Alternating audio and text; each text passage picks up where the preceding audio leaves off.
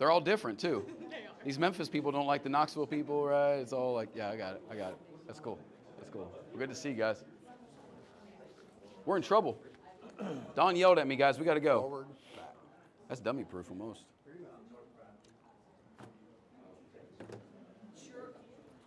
I like these things. They're not big and bulky. I know. Well, kind of good. They're kind of weird. Being recorded right now, so. I like it. Yeah. All right, you guys ready to go?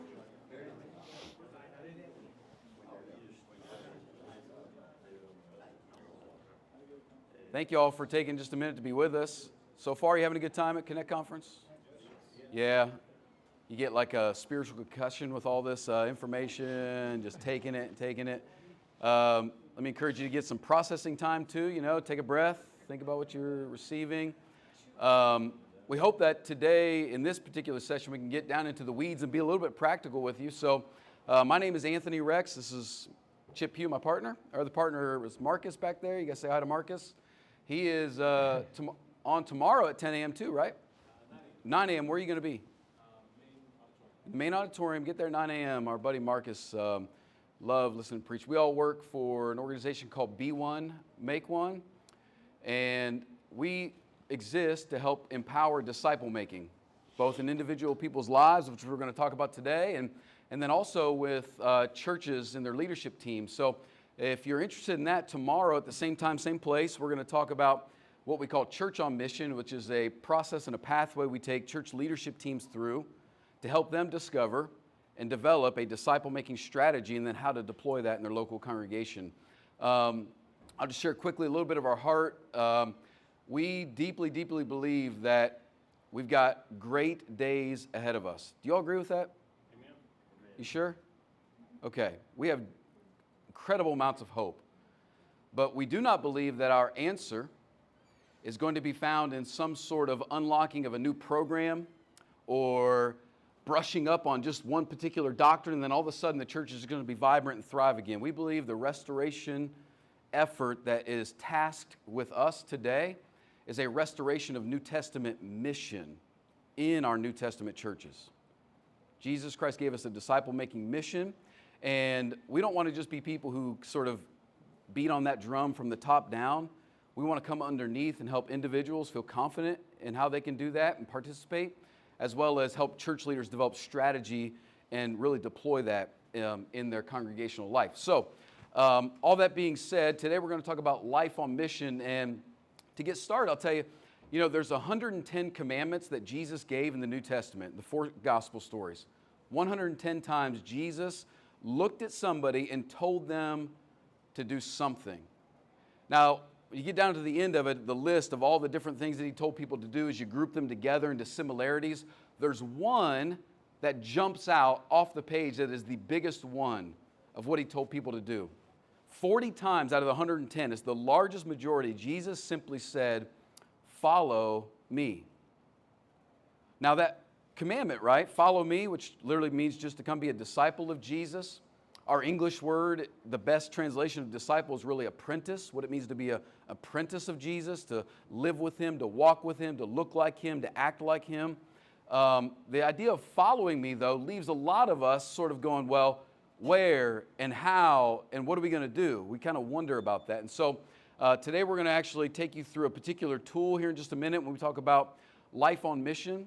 But our goal with life on mission is really just to empower people to be confident in how they can live their life on mission with Jesus. So I'm going to turn it over to Chip, and he's going to tell a little bit more.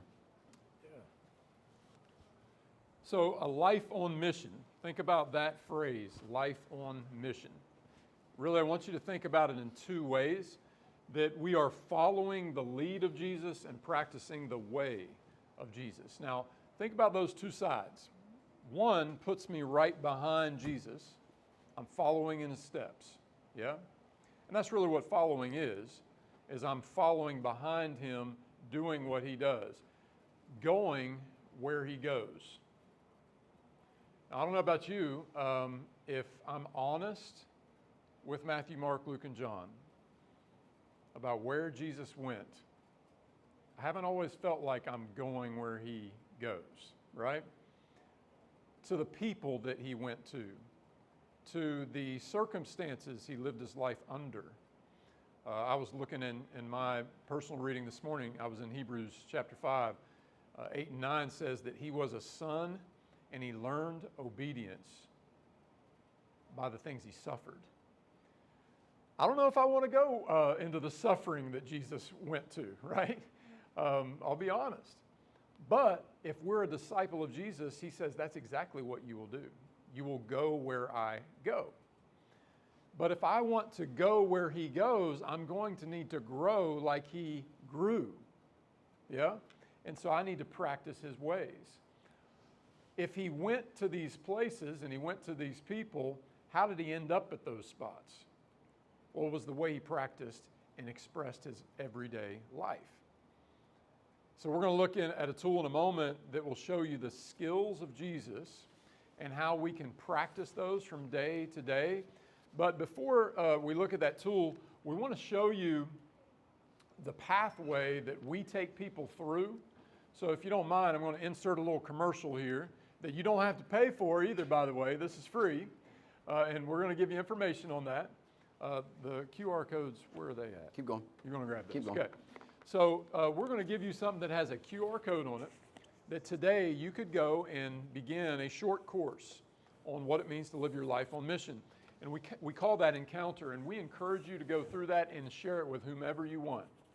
It's a little over an hour of total teaching time, broken up in about 10 sessions, 10-minute segments-ish or so. They've got a study guide along with each video, and myself and Marcus that we talked about earlier is in the back of the room. We guide that series through. But it's called Encounter so that we can say, do you know what the mission of Jesus is? Do you know where he was going? Is that really what you are all about? Then, after that, we encourage people to go through our training, which is called Engage. The Engage training is something we do live, virtually. We can actually do both of these on site, but here are the two digital and virtual experiences that we take people through. And Engage, the difference between that is Engage is, how do I practice his way? How do I live from day to day like Jesus and grow like he grew and practice the skills that we're going to show you here in a few moments? So I'm going to share with you real quick. Do you want to start? Let me pass those out. Yeah. I'll put them small. So today we're going to talk about, Chip is going to pass out a journal template that we use. We call them the skills of Jesus. They're basically spiritual disciplines. You all familiar with like basic spiritual disciplines, habits, practices? You can be like Jesus. Now, I don't mean incarnate Son of God, perfect, but I do mean that you can live your life and practice the basic skills that Jesus practiced. Now, if you go down the hallway in here, there are tables and tables of incredible tools to help you be better at evangelism. Our friends from World Bible School are here, and anybody, right, could jump in and participate with the mission of Jesus and help seekers come to know Jesus, right, and then maybe even grow to become like Jesus. There are all kinds of tools that exist out there. What you're going to look at on this particular journal that we put in front of you, this is a one-week journal template that's free on our website, and you can print it as many times as you want. You can take, we got more if you want to take them, but is bringing people into a rhythm each and every day of how to prayerfully practice the basic skills that Jesus in his life practiced. Because what we're convinced of is that if you live daily in your rhythm like Jesus, you'll eventually be like Jesus, be on mission with Jesus. And so then in that mindset and in that habit and that practice, you will then be eager to jump on the website with World Bible School and share the gospel with people, or, you know, run into your neighbor and really begin to share with them the gospel. Or you might even be diving deeper into discipleship with those who are currently Christians to help them become more like Christ. And so this tool is designed to help you do that. We're going to go through it step by step in a minute, but the point of this tool and this idea of life on mission is this, that Jesus was able to stay on mission in his life. On mission meaning focused on what he was supposed to be doing, because he was constantly living in the presence of his Father. And doesn't that stand out to you about Jesus? Like, that even though he was God in the flesh, he still lived in reliance with his Father, his strength, his guidance. He even said, I didn't come to do my will, but his will. When he had big decisions to make, he was, prayerfully in the presence of his Father. He was constantly strengthened by that. And this principle trickles down to us. Remember in John 15, Jesus said, apart from me, you can do, y'all tell me. Y'all remember? Apart from me, you can do nothing. He doesn't say some things, but you're not going to be that great.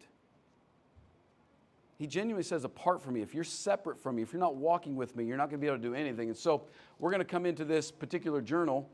If you open it up, let me walk you through, and then Chip's going to show you the first. So if you open up the first page, don't pay attention to the left side.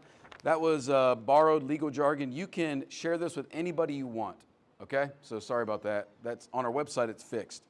On that first page on the right there, you'll see an example. We're going to walk through this example. If you go through our Engage training, we actually take you through each of these 6 skills. You see, speak your purpose, know the word, invest in the mission, lift your heart, live in community, share the message. We're going to go through these in just a second. But if you go through our Engage training, we take a deep dive into each of these and not only teach you about them, because the reality is most of these that you're reading are going to sound pretty familiar to you. But we want to actually help you begin practicing these things. And if you zero in on practicing these things, your life will be in step with Jesus and you'll be on mission. So if you guys are good, what we're going to start, I'm going to start with Chip. He's going to, if you take that first page there, he's going to share with you the first skill, which is speak your purpose. But first, I think you're going to talk about the rhythm. Right. Okay. So on the left side there, you see on the page there, it says rhythm, okay? And at the end of the booklet, you're going to see where it says renew. So there's a difference between rhythm and renew. Renew is something you do once a week. Rhythm is something you do every day, okay? So in our rhythm, we're thinking of daily time with God, converting our day into the mission of Jesus. Do I think about my life as being on mission? What's the rhythm of my life? So like Anthony just said, you've got these spiritual disciplines, these 6. In a way, I've seen these 6 in other tools. But the great thing about this is it puts me behind Jesus and then practicing his ways where my life is in that rhythm of being on mission, okay? I saw this in a live person when I was in college. I went to Ohio University. OU is ranked as one of the top party schools in America.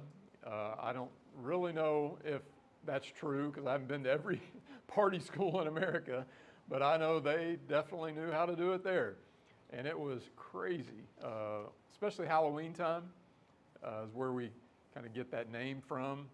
They pack Court Street up like it's Mardi Gras, and you're just going through, and then you funnel out to all the block parties all over town. 26,000 students today.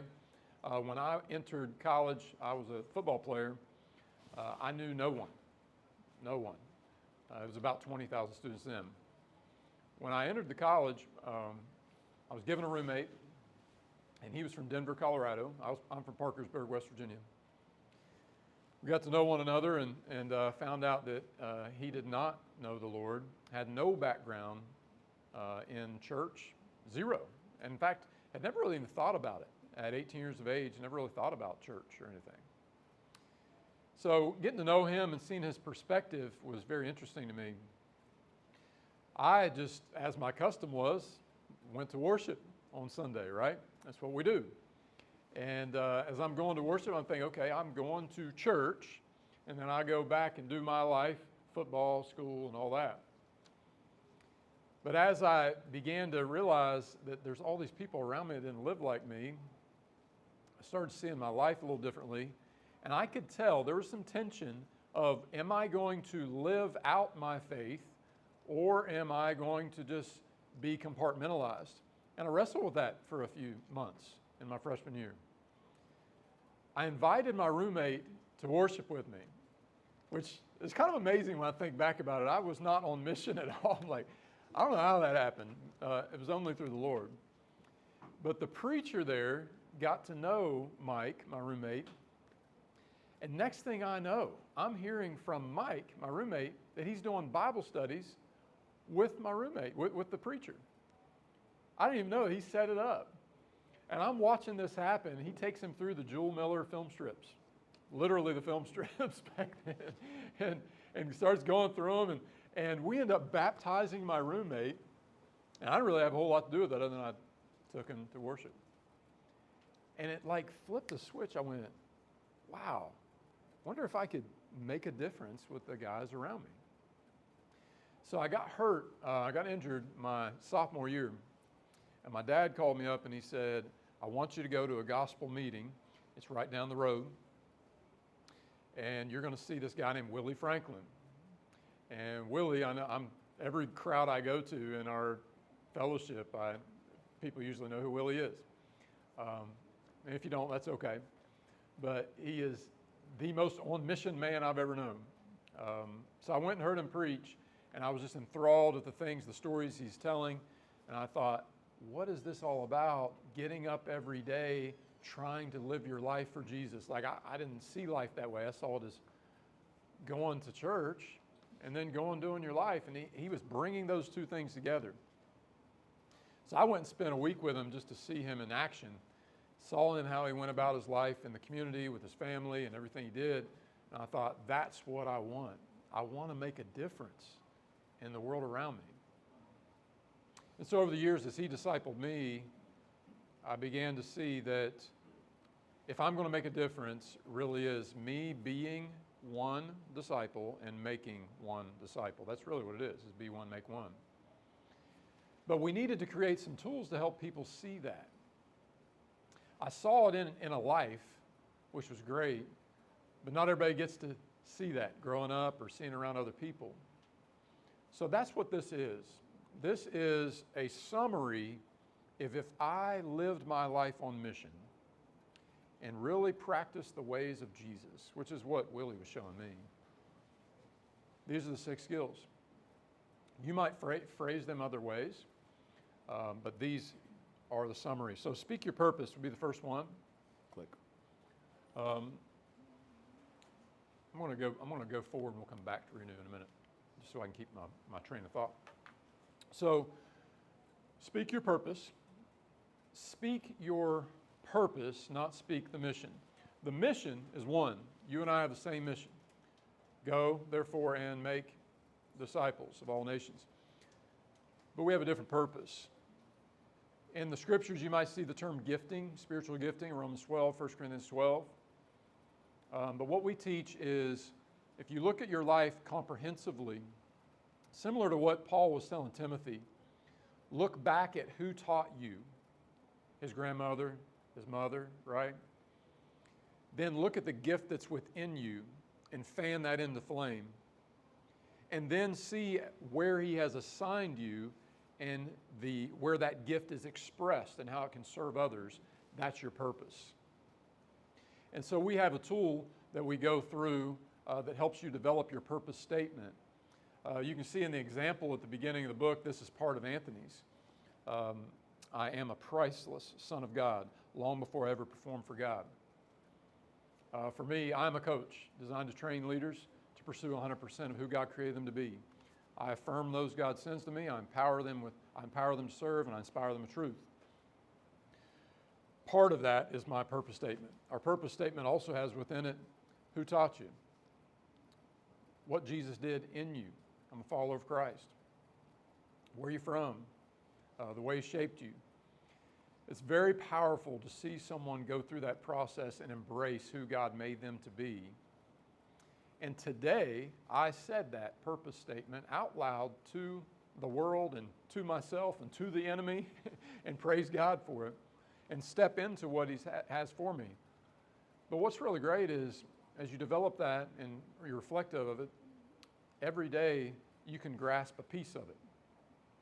So part of the rhythm would be, what would be the key word or phrase that from your purpose statement you might grab?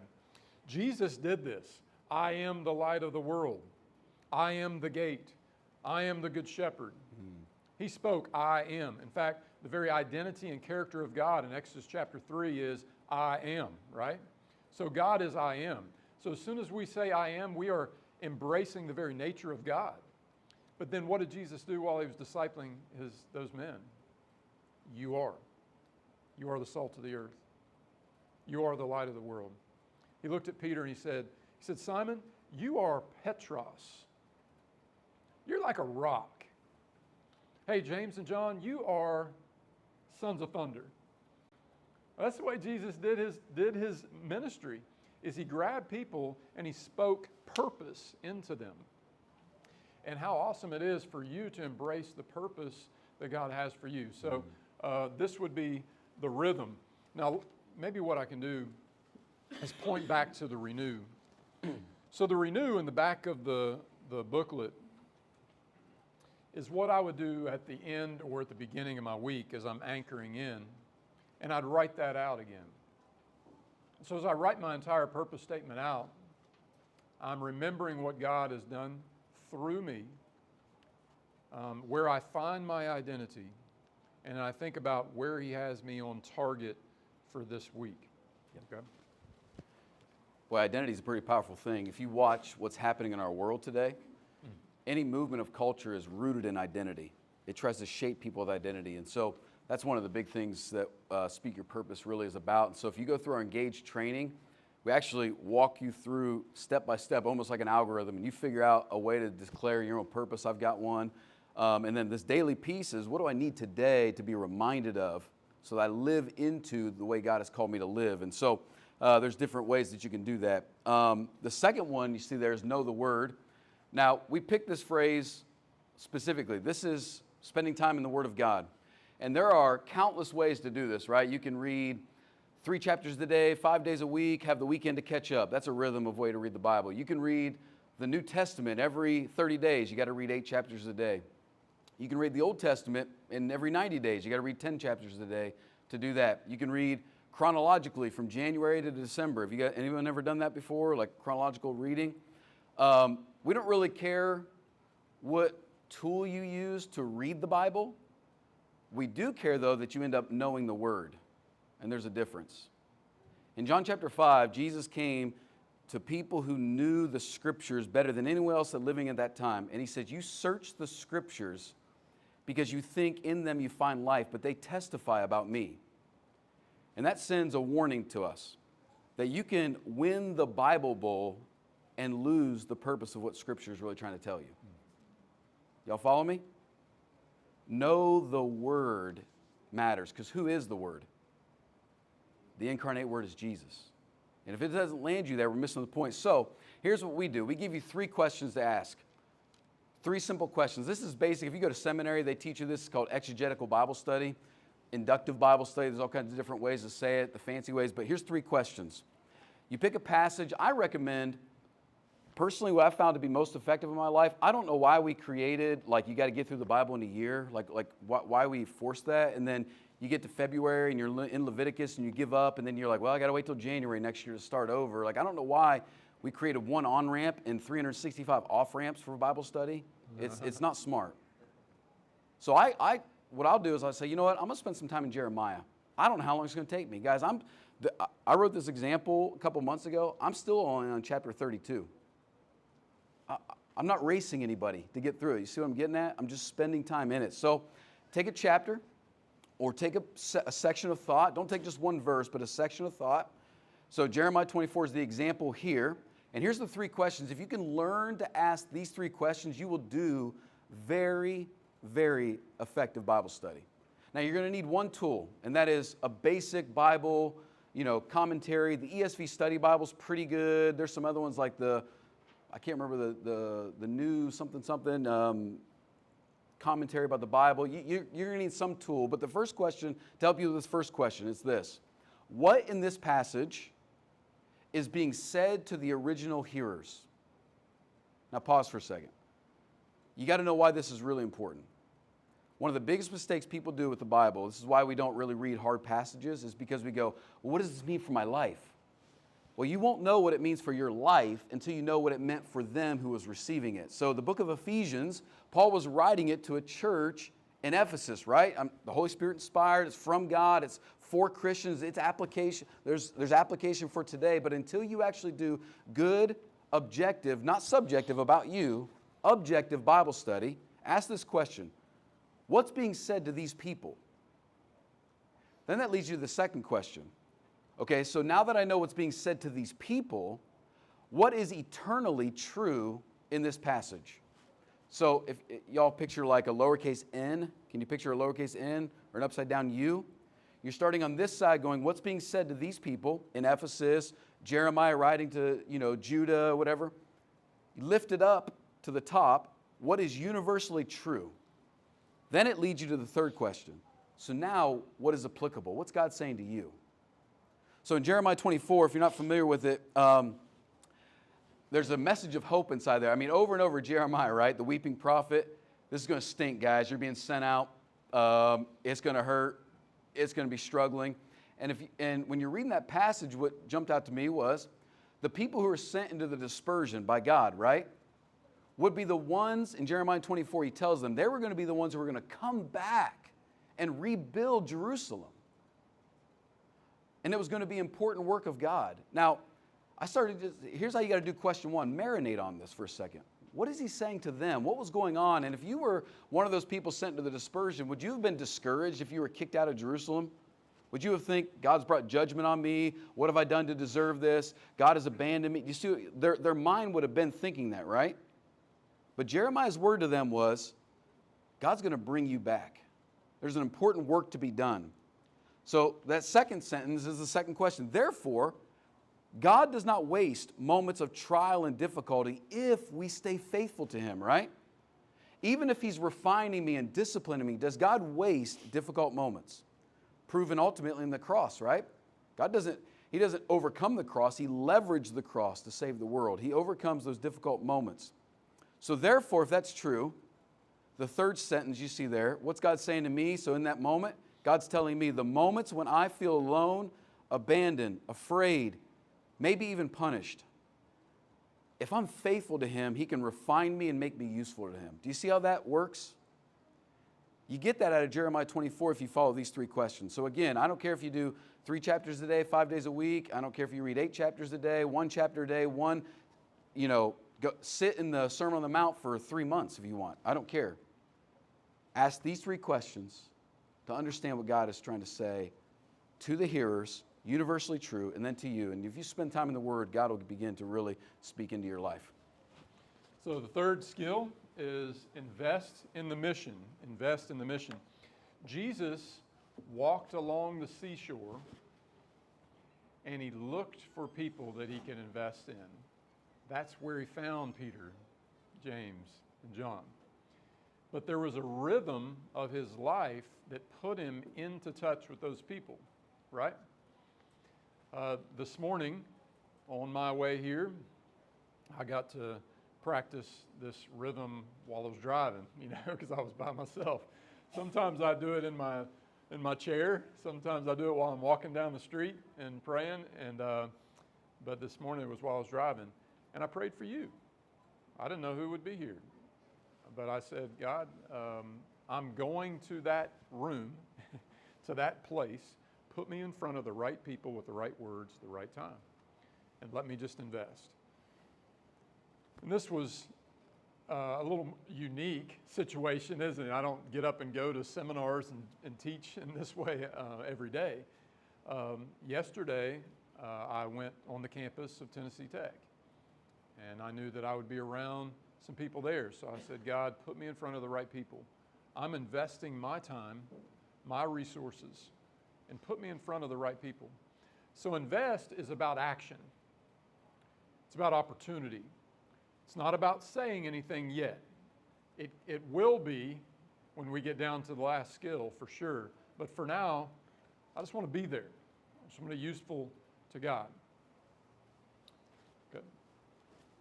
Yeah, and if you look at those questions there on invest, the point of the journal is to open your eyes. So look at the questions. Where are you going and who will you see today? What opportunities will be available? This is about in the morning going, I don't want to just react to the day. I want to think about where I'm going. Everywhere you're going, there's a potential that every square inch of the world is really the mission field of God. So, Chip, you're driving here today. This is where you were going, right? So it's on your mind. But you know, when you go to, we all have down here, not Giant Eagle. What's down here? What's the grocery store down here? Kroger. Kroger. Y'all got Kroger. Like if you know, like you wake up in the morning, you see, oh, this is one. I got to take my son to training, and I've got a lunch. So my son's trainer is not a believer yet.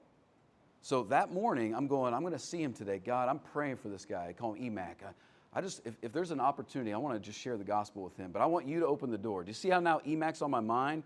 So I'm not just rushing in there going, hey, kid, go train. I'll see, I'm going, I'm available, God. Is there an opportunity here? It's opening your eyes. Remember Jesus in John 4? Lift up your eyes. The field is white unto harvest. It's about opening your eyes. Okay.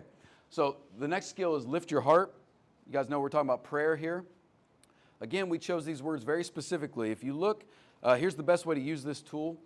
What you want to do is actually take your heart and lift it to the Father. Prayer is not just like this laundry list or this grocery list of what you want done.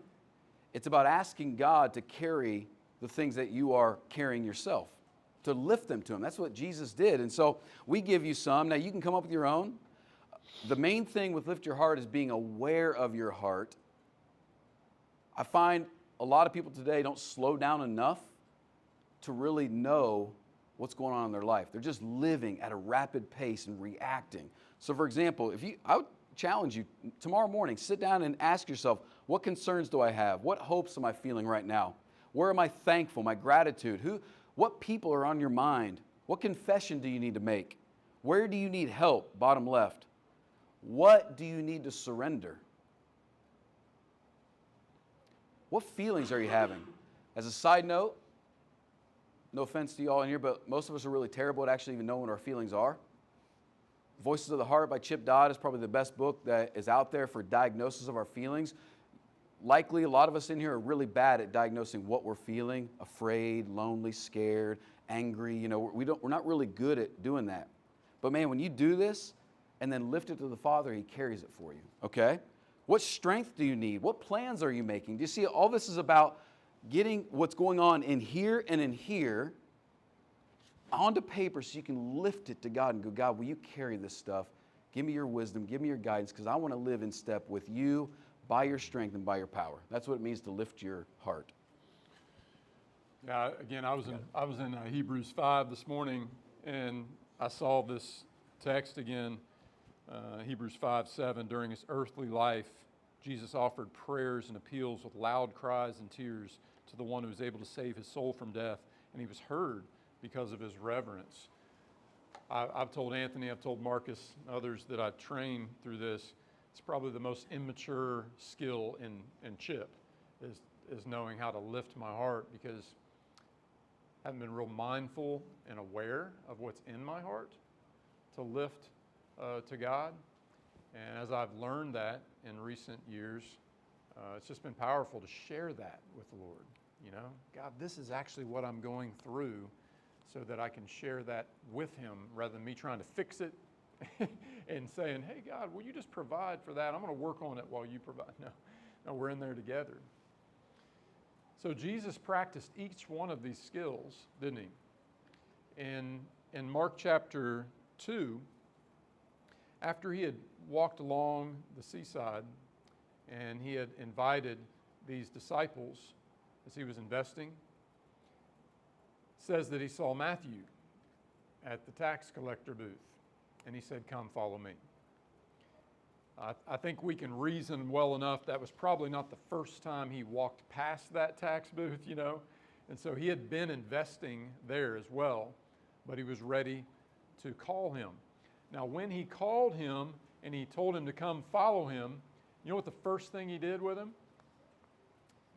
They had a meal together. He was in community with him. And he actually said, I'm coming to your house. He did that more than once, didn't he? He said, hey, we're going to hang out and I'm going to eat food at your house. And so Jesus knew what it was like to live in community. The word community really means sharing. It comes from koinonia in the Greek. So we may say communion or community, and it means to share.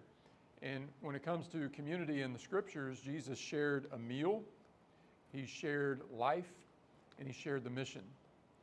Whenever he invited himself to Matthew's house and they shared a meal together, he had his other disciples there, and they were sharing the mission because there were other tax collectors there, quote unquote sinners, and then others that were going, why are you hanging out with those? Because Jesus is bringing all that together. Community, sharing that, and he lived in it. What about you and me? Do we live in community or do we go to community? You know? Don't take this the wrong way. I think you'll know where my heart is. Do I live in the communion or do I just go take it? You know what I'm saying? That practice that we have on Sunday morning is beautiful. But Jesus wants us to not just take it and go on back to our lives. He wants us to live in that. And it's the same thing with our community. I live in it. I am the church, aren't I? That's what we are. That's not just something I go to and I go do.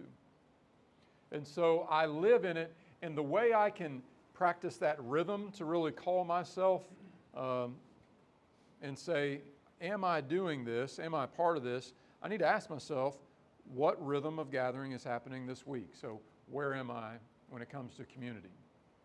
Maybe there's somebody coming in my home. I'm going in someone else's home. Maybe it is Wednesday night Bible study. Those can certainly be part of it. What connections need to be made to deepen the relationships? So I'm thinking about those individuals. How can we connect and draw closer to one another? How can I then be drawn closer? What prayers need to be offered to the group? How can I be more vulnerable in those moments where I could experience community? And, we've got an example there written of some things to think about. But how awesome that is to start your day and think about that community, because that's living in step with Jesus. That's good. So here's what we found out. If you practice these first 5, if you speak in your purpose regularly, going, I'm on earth to glorify the Father, to do X, Y, and Z, and you're reminding yourself of that identity, and you're spending time in the Word, really getting messages from God day in and day out. He's feeding your soul. It's bread for the soul. And you're investing in the mission, meaning you've opened your eyes daily to go, okay, whether I'm going, across the ocean on a mission trip or I'm just going to Kohl's to buy a shirt for this conference I got to go to, that's mission field. I want to know, God, are there people that can be blessed, that can be cared for? God, put those doors in front of me. If you're lifting your heart to God, if you're taking all this and putting it out and then asking Him to carry it, and you're living in community, which, by the way, is the strongest magnet for those who are not in Christ to come to Christ. Yeah. The community you have. Jesus said they'll know you're my disciples by what? Love. The love you have for one another. We are city on a hill. Collectively. That's what shines a bright light, is the fact that they go, man, these people don't share the same social class, they aren't the same race, same education, they don't come from the same part of town, but they fiercely love each other. I want to understand what that community is.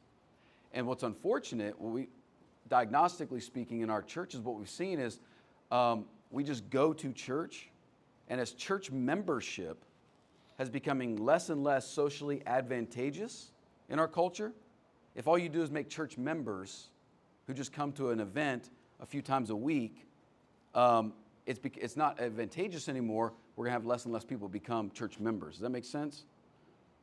Guys, this idea of living in community and driving that out is vital. So this leads you to the last one, share the message.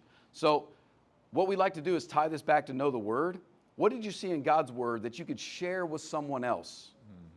Consider both a current Christian to encourage them to become more like Christ, but also a non-Christian. So Jeremiah 24, I told you what I got out of that. Here's just a little moment. Look, just think, all this is awareness. Think about this. How would you, in an encouraging way, share this to somebody? Here's a word. Trust the moment you're in right now and ask God how He's refining you.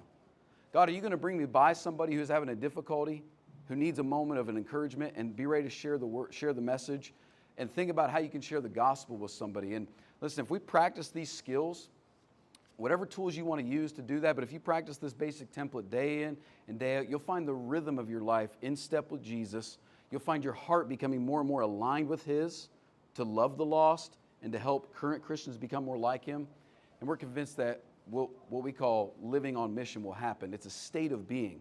On mission is not an event you do, it's a state of being that you live in.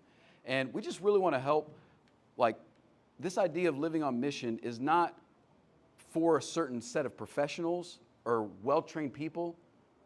The first disciples that turned the world upside down were untrained people who Jesus just called to say, come and be like me, live like me. And so I want to pause before we jump into this and ask, y'all mind sharing? Do we have to go? I'm trying to figure out what time we're done. Do y'all know? Can you all give me some feedback? Which one of these, let me ask you a couple questions. You share whichever one you want to do. Which one of these do you need more feedback or want to have more dialogue about? Which one of these maybe jumps off the page to you as interesting? What's been your experience? You guys want to share something? Which one do you think would be the most helpful for you practically? I think the living community. Okay.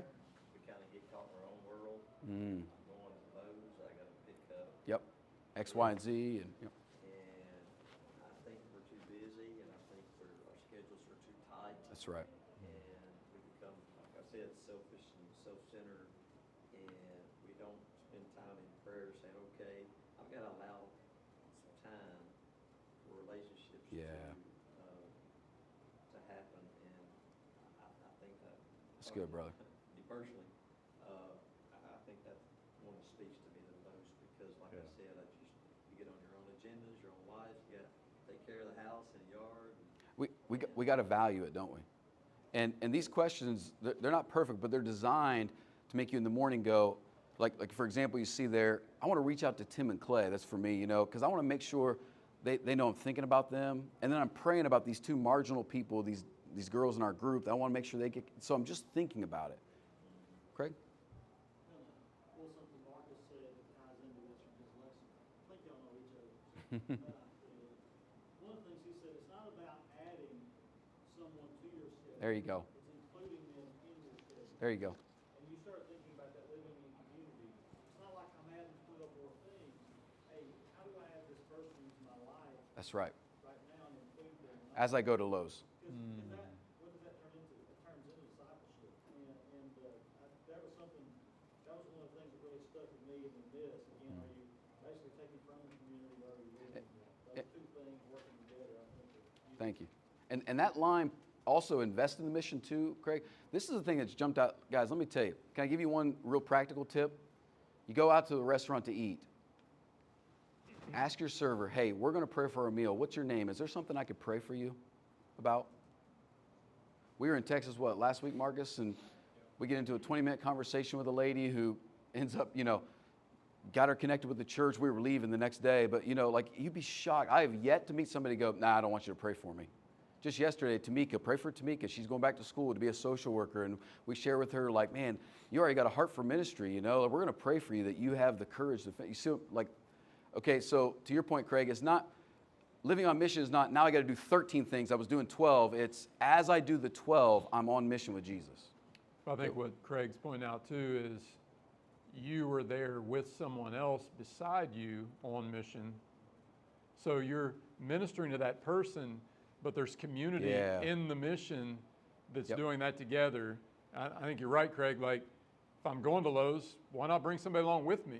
Mm-hmm. No, it's not just about the people I meet at Lowe's. It's the That's experience right. with it.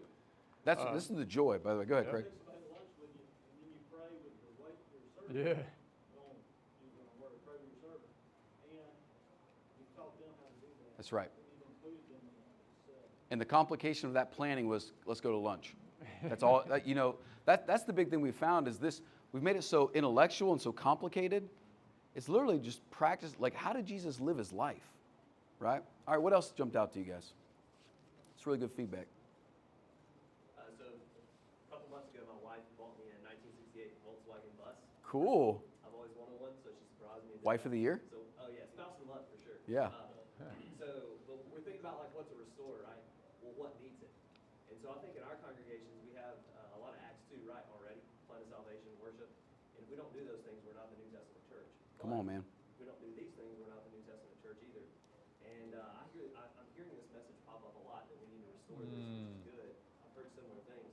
And the reason for that is we need it. It's like our bodies have a deficiency, and this is what Yep. we need. Yep. And as you start to experience this for the first time in a lot of places, more than just going to church together on Sundays and Wednesdays, you don't even know what you're missing until you get it. And when you get a taste of it, you crave it.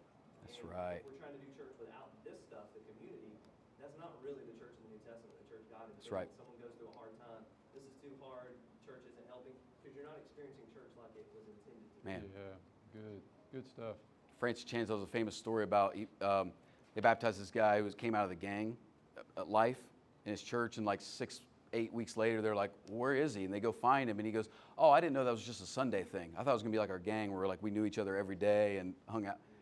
And that story right there rocked him to his core. He's like, oh, I didn't know that was just a Sunday thing, you know? And that's, to your point, like restoring New Testament Christianity is the life that we're supposed to live, not just the event we do. And I'm convinced it's going to unlock the joy of Christianity that's been sapped from us, because we're serious but we're stagnant, you know? So we're dedicated but we're dormant, right? And it's because we're not doing the life part. Anybody else? Does it feel intimidating to you if somebody walked up and said, hey, are you on mission with Jesus? Would that feel intimidating to you? Like big, overwhelming? We hope that we can reduce that down to just making it pretty normal. Maybe as we close, let's look at the back of the booklet so you know kind of way this is set up. The renew, and the reason that term is renew is we're thinking about what did I commit to, and as I move into this next week, I'm committed to living my life on purpose and on mission. And so you can set out in somewhat some goals in each one of these categories. Thinking ahead, thinking back, and about where I'm headed. So I personally do this on Sunday evening, and I think about where am I going this week. Then we jump into the rhythm on Monday morning, you know, and practice those from day to day. If you want to take a deeper dive in these, like for instance, the purpose statement itself, we're saying, hey, write your purpose statement. Well, we can help you write that. You know, we have to actually have a system to figure that out.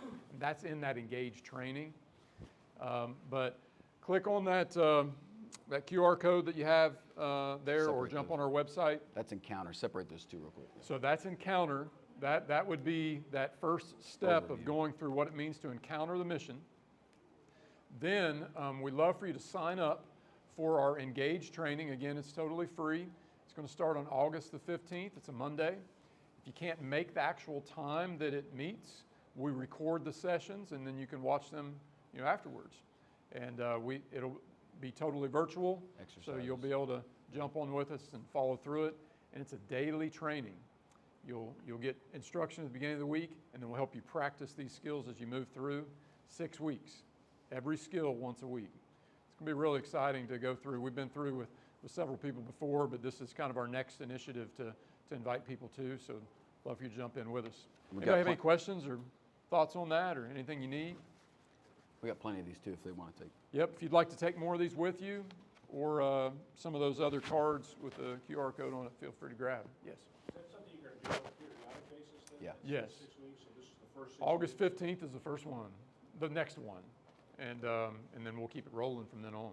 And we do this on site as well if it's more, you know, we fit our schedule, so just contact us. That's right. We're fully dedicated to, and you'll see tomorrow, we help both individual and church leadership teams get on mission with Jesus, trying to make it approachable and actionable. Hey, thanks for hanging out with Yeah, us. thank you all. Have a great day. God bless you.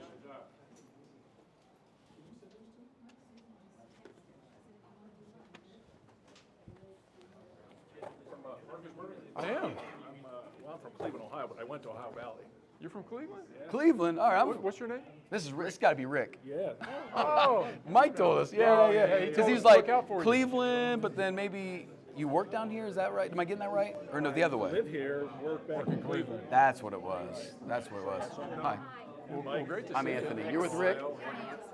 Are you from Ohio? Church No, I'm a more West with my Tennessee brother. girl.